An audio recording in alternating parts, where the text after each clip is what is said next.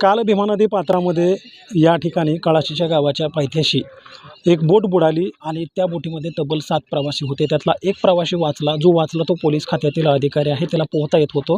तो या ठिकाणी नदीच्या कडेला आला. मात्र त्याला वाचवण्यासाठी या ठिकाणचे मच्छीमार जे आहेत चंद्रकांत लोखंडे यांनी मोठी मदत केली. त्यांच्या मदतीमुळे तो वाचला गेला. आपल्याबरोबर प्रत्यक्षदर्शी जे आहेत या घटनाक्रमाचे चंद्रकांत लोखंडे आहेत. काय सांगाल, काल संध्याकाळी नेमकं तुम्ही काय पाहिलं या ठिकाणी?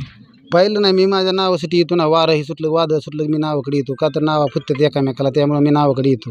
ज्या टायमाला आलो त्या टायमाला नाव माझी पाण्याने मी भरलेली होती. निमान गाळा होता नावावर. मग त्या टायमाला मी 2 ड्रम पाणी काढल्यानंतर इकडे वाड्याकडे लक्ष दिल्यानंतर मला ते माणूस दिसला. किती वाजता तुम्ही आला होता? पावणे 6 वाजता आलतो.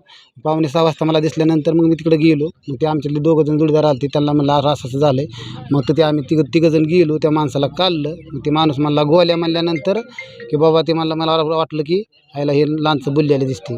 मग त्या माणसाला बाहेर काढलं. मग त्यांनी सांगितलं असं आहे.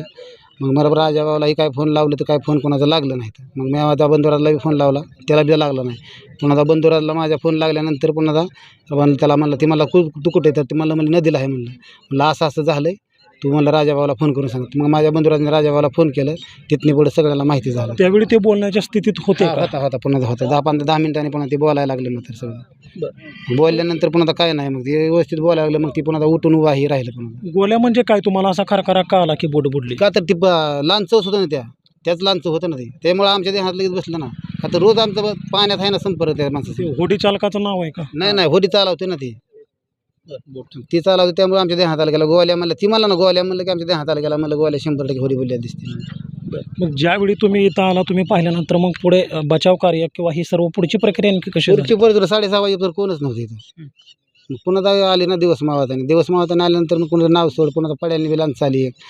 काय नाही, पण तिथने अंधारच पडला. तिथने 7:30 वाजता घरी निघून गेलो. किती वेळ हे सगळं चालू होतं बचाव कार्य? रात्री कधी वाजे 3 होतं मला. 7:30 वाजता घरी गेलो मी. तुम्ही कधी तुम्ही किती वेळ इथं होता? 7:30 वाजेपर्यंत. 7:30च्या पुढे घरी गेलो. ज्यावेळी तुम्ही वादळ वारं सुटलं म्हणून या ठिकाणी नदीला आला होता तुमच्या उडीकडे, त्यावेळेस या नदीकडे बघितल्यानंतर तुम्हाला वेगळं काय असं जाणवलं का? नाही त्या बाजूला काय नाही तसलं काय नाही. भीती तसलं काय वाटत नाही आम्हाला. कसं वाटत नाही, रोजचं हे असल्यामुळे काय वाटत नाही. भीतीचं नाही, पण ही बोट बुडते वगैरे असं नाही. बोटच नाही ना दिसलेली. फक्त माणूस कडला आलेला दिसला तेवढा.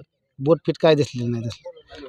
तर हे होते चंद्रकांत लोखंडे, ज्यांनी हा घटनाक्रम जो आहे तो प्रत्यक्षात पाहिलेला आहे. जरी त्यांनी बोट बुडताना पाहिली नसली तरी या ठिकाणी जे वाचलेले राहुल डोंगरे आहेत, जे पोलीस खात्यामध्ये पदाधिकारी आहेत आणि पोहता येत होतं म्हणून ते बाहेर आले. पण ज्या स्थितीत ते बाहेर आले त्या स्थितीमध्ये त्यांना धीर दिला. प्रत्यक्षदर्शी ते होते, त्यांना गाळाच्या बाहेर काढलं आणि ही खबर जी आहे ती त्यांनी गावकऱ्यांना पोहोचवली. त्यानंतर खरी ही यंत्रणा हल्ली आणि तेव्हापासून बचाव कार्य जे आहे ते सुरू झालं, जे अद्यापपर्यंत ही सुरू आहे. रात्री 9च्या सुमारास हे शोध मोहीम जी आहे ती थांबवण्यात आली होती.